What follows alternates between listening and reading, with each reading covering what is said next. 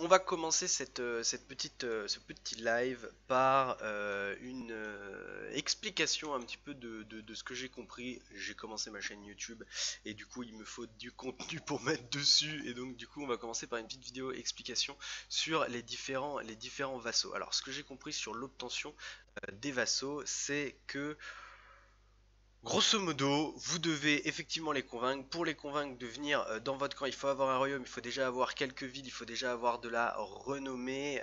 Pour obtenir des vassaux, je vais dire, il y a grosso modo deux mécaniques. La première mécanique, ça va être de leur parler et de les convaincre avec les traits que vous allez développer. Donc si on va dans Héros, si on va dans Abribus, on va voir les traits qui sont là. Donc moi j'ai développé l'honneur en faisant des quêtes, et j'ai obtenu vassal grâce à la création de personnages et au mode Threat Mode qui conserve les modes de la création, enfin les traits de la création de personnages, sinon en mode vanilla ça bug.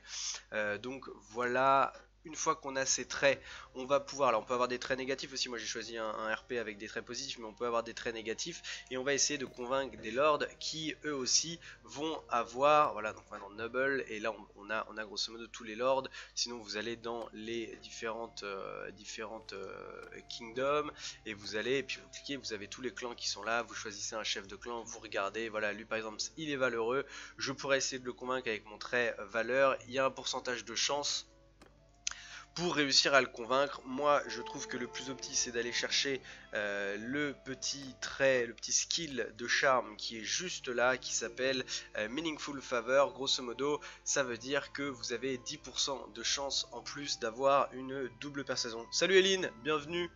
Déjà là c'est cool. Écoute, je commence cette petite vidéo par une explication sur l'obtention des lords. Donc il faut avoir les 10% de chance en plus d'avoir le critical success, hein, cette chance critique de filer 2 points directement dans la discussion, et réussir à convaincre le lord de venir parmi vous, hein. Ça c'est la première solution. Donc vous essayez de le convaincre avec vos traits, soit positifs soit négatifs.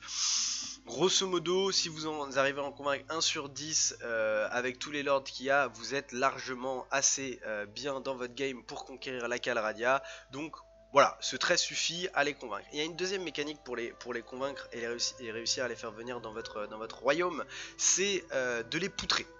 C'est littéralement de les poutrer, et quand vous éliminez, là par exemple il y a les Batanians qui étaient là, il y a les Vlandiens qui étaient là, il y a les Sturgiens qui étaient là, il y a les mecs de l'Empire qui étaient au milieu, on voit qu'ils n'existent plus, leur kingdom est parti complètement en vrille, et à ce moment là les lords quittent le navire. Et c'est vraiment reparti Pépito, et oui c'est vraiment reparti. Donc étant donné qu'on arrive à les poutrer assez facilement, et qu'on les vire et que leur royaume part en vrille totale, et ben à ce moment là ils ont envie de se barrer de leur royaume. Et comme ils ont envie de se barrer de leur royaume, et ben c'est le bon moment pour essayer de les convaincre. Et souvent on a beaucoup plus de critical success, on a beaucoup plus de chances de les convaincre quand leurs royaumes sont en perdition, qu'ils ont perdu des villes, et à ce moment là ils viennent beaucoup plus facilement dans votre camp. Voilà, c'est grosso modo les deux grosses mécaniques que j'ai réussi à trouver pour convaincre les lords facilement. Il y en a une dernière, mais je la déconseillerais sauf si le royaume est vraiment en train de péricliter. C'est de convaincre un lord qui vous attaque pendant que vous êtes en train de besiege sa ville. Ça marche vachement bien. Souvent le lord il a déjà des points de valider dans la fenêtre de discussion. Alors ceux qui jouent à Bannerlord ils comprennent exactement ce que je veux dire. Et à ce moment là vous allez pouvoir du coup les convaincre beaucoup plus facilement. Ils ont déjà 2 points, 3 points sur les 4 à obtenir.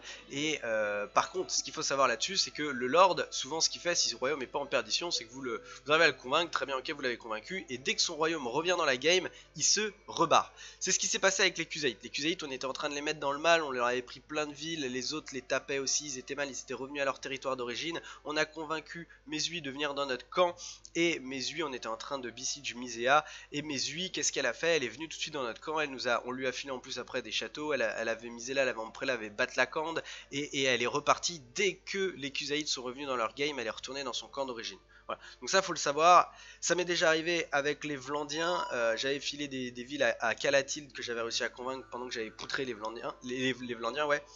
Il leur restait que Pravend, et pendant que je détruisais un autre royaume, donc l'Empire qui était là, un mec de l'Empire qui avait une ville chez les Vlandiens est allé chez les Vlandiens, alors qu'ils étaient dans le mal. Il les a un peu remis dans la game avec une ville, et je crois qu'il avait un autre château à côté. Et à ce moment là, Calatilde a complètement remis les Vlandiens dans la game en rebalançant toutes les villes que je lui avais données. Et je me suis retrouvé avec de nouveau les Vlandiens qui étaient là. Voilà. Donc ça, c'est un truc qu'il faut savoir. Les mecs peuvent retourner dans leur kingdom d'origine s'ils voient que le kingdom est en train de revenir dans la game. Donc ça, faut le savoir, c'est hyper important. Un deuxième truc qu'il faut bien comprendre sur comment est-ce qu'on les convainc. Quand vous essayez de les convaincre avec les traits, il y a entre parenthèses à côté de la phrase les traits qui sont soit en vert, soit en rouge en fonction de ce que vous avez et de ce que le mec il a. Enfin non, en fonction de ce que vous avez et en fonction de ce que le mec il a, vous pouvez cliquer soit sur charme, soit sur valeur, soit sur honneur, soit sur calculating en fonction. Bah, si vous jouez en français, ce sera pas les mêmes mots, mais bon, bref. Vous pouvez cliquer dessus sur le trait que vous voulez mettre en avant et à ce moment là vous aurez plus ou moins de chances de les convaincre si ils ont ce trait ou pas comme vous. Voilà, tout simplement. Donc ça c'est vraiment les mécaniques que j'ai compris par rapport à l'obtention des vassaux. Voilà pour ce début de live où j'explique un petit peu l'obtention des vassaux, parce que visiblement c'est un peu contradictoire pour de nombreuses personnes sur les forums, hein. Il y en a beaucoup qui disent que c'est impossible d'avoir des vassaux, d'autres qui disent que c'est mal foutu et tout. Nous on arrive à avoir des vassaux, hein. Dans toutes les games que j'ai fait j'arrive à avoir des vassaux. Si on regarde les clans, voilà, on a quand même déjà pas mal de vassaux. Les clans les plus grands sont plus durs à convaincre que les petits clans. Voilà, là l'Empire, lui bah, il s'est fait poutrer, donc forcément ils sont venus. Les Sturgiens ils se sont fait poutrer, donc forcément ils sont venus. Voilà, pour moi les lords les plus faciles à convaincre c'est les mecs de l'Empire, parce que c'est ceux dont le royaume tombe le plus rapidement. Et c'est aussi, je trouve, les moins volatiles, puisque leur kingdom souvent ne se refait jamais la cerise et ne revient jamais dans la game. Donc voilà, n'hésitez pas à commencer par les mecs de l'Empire pour obtenir des vassaux assez rapidement et assez facilement.